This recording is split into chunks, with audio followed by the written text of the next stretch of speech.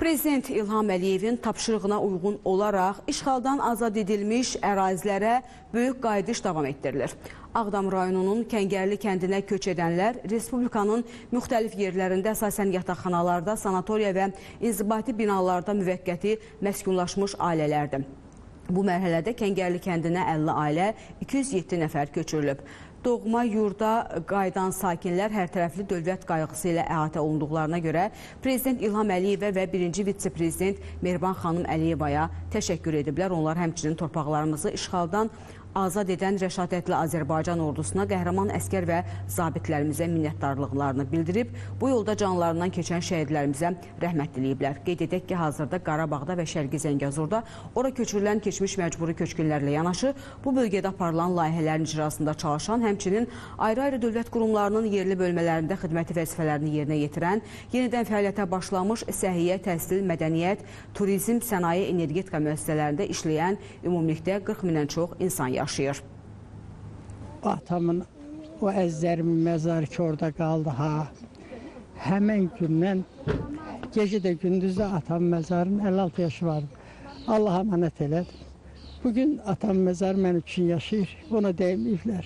Bütün qəbirstanlığı düzdürlər, amma atamın məzarını düzü bizə də alıb güllə zədəsi var.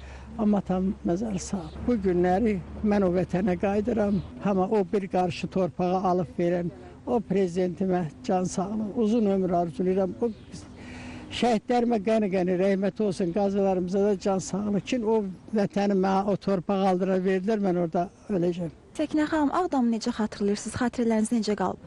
Ağdam çox gözəl şəhərdir. Kəndimiz də çox gözəl şəhəridir.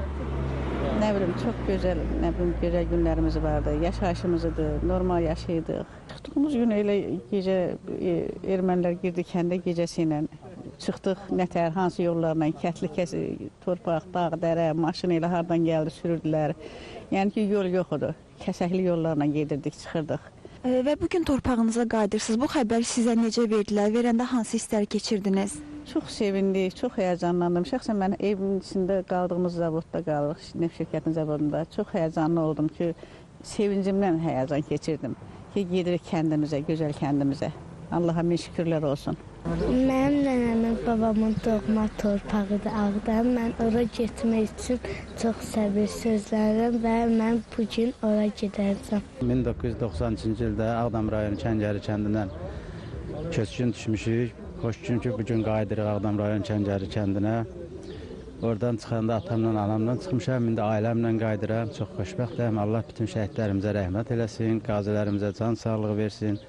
Cənab Prezidentimizə can sağlığı versin ki, bu gözəl günləri bizə yaşatdı. Mən oradan çıxanda Kəngəri çox gözəl şəraitdə qoyub qaçmışdıq. Böyle gedəndə düzəncəqli bir sahədə getdik, gördük.